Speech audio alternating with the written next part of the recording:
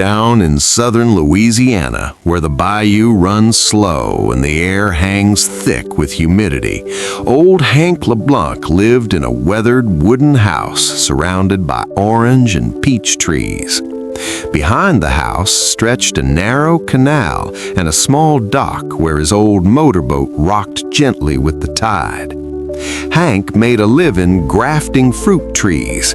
Folks said he had good hands. Whatever he planted seemed to take root. Living with him were his wife Martha and his quiet grandson Eli.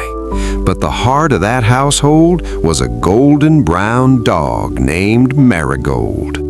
She wasn't purebred, just a sturdy mixed breed with bright amber eyes and 4 white paws that looked like she was wearing little socks.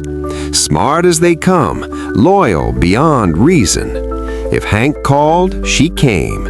If Eli cried, she stayed close. At night, she slept by the window, ears up, guarding the house like a silent soldier. Life felt steady, safe. Until it wasn't. Every market day, Hank loaded young fruit trees onto his small wooden motorboat and headed into town. When he docked, he'd say only one thing: "Gold, watch the boat." Marigold would lie at the bow, looking like she was half asleep, but she saw everything. Anyone who stepped too close without permission was met with a low, steady growl that carried more warning than noise. Nothing was ever stolen from Hank's boat. Martha would say, "That dog's got more sense than most folks," and she meant it.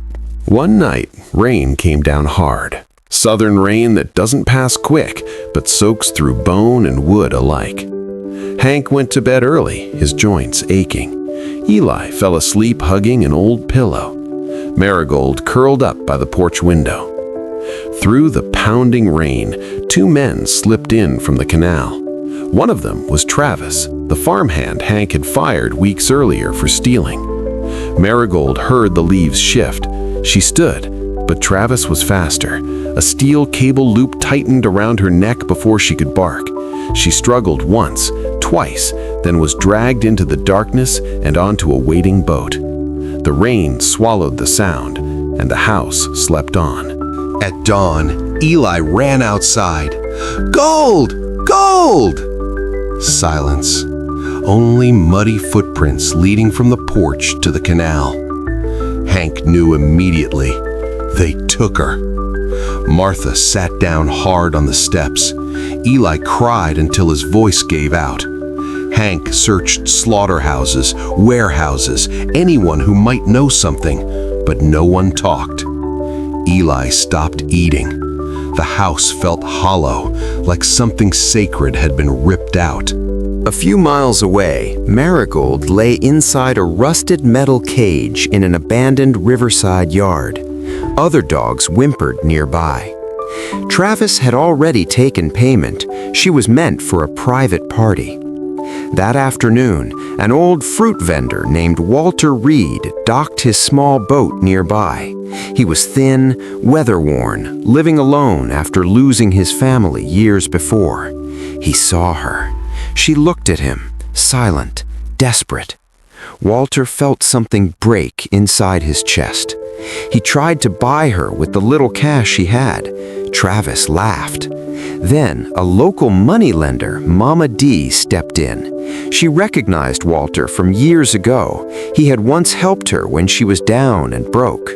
She forced Travis to name a price. Walter didn't have enough money, so he did the only thing he could. He put up his boat as collateral.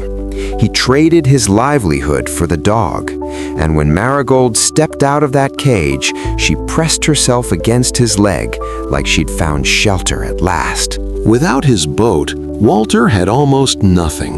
He built a small tarp shelter behind the market.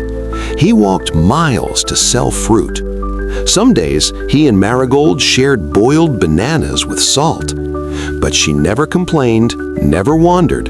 She guarded his dried fruit trays, chased off thieves, and slept by his side through cold nights. The market security guard, Old Frank, mean as gravel, pretended not to notice her. Sometimes he accidentally dropped a piece of grilled fish near her. She always waited, looked at him first, then ate politely. "Damn," Frank muttered once, "that dog's got class." Near New Year's, cold winds swept in early. Travis returned with friends, planning revenge. They crept to the dock where Mama D kept Walter's boat and began cutting the rope so it would drift away. Marigold charged from the darkness, barking sharp and fierce. The men panicked and fled. Walter rushed out to check the boat. The rope was nearly cut. Relief washed over him. Then the wind hit hard. He collapsed onto the muddy riverbank, breath failing, body freezing. Marigold panicked. She licked his face, pulled at his coat, barked for help. No one heard. Across the river, a small guard shack glowed faintly with light. Without hesitation, Marigold jumped into the freezing water. She swam against the current, clung briefly to floating plants to rest, and kept going until she reached the far bank. She clawed at the shack door, barking hoarsely. Old Frank opened it and understood instantly. Help came in time. Walter survived. At the hospital, Marigold slipped inside quietly and lay beneath a bench near Walter's room. Dr. Min, a local physician, recognized her from missing posters. He called Hank. Soon, Hank, Martha, and Eli arrived. Eli ran down the hallway, arms open. Marigold rushed to him, licking his hands, tail wagging wildly. Then she stopped. She turned her head toward Walter's hospital room. Two worlds, two deaths. Slowly, she stepped back from Eli and walked into Walter's room. She curled beside his bed and rested her head near his hand. Hank understood. "She's paying a debt," he told Eli softly. When Walter was discharged, Hank met him outside. Walter tried to give the dog back. Hank refused. "You saved her, she saved my boy.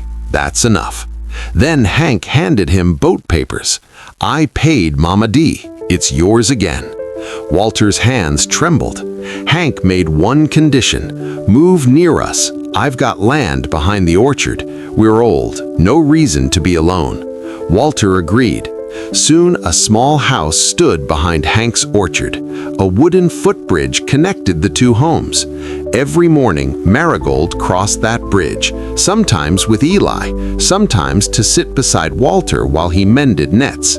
The place became known as Marigold Landing, and folks around the bayou would say, "Money can settle a debt, but loyalty, that's paid with a lifetime."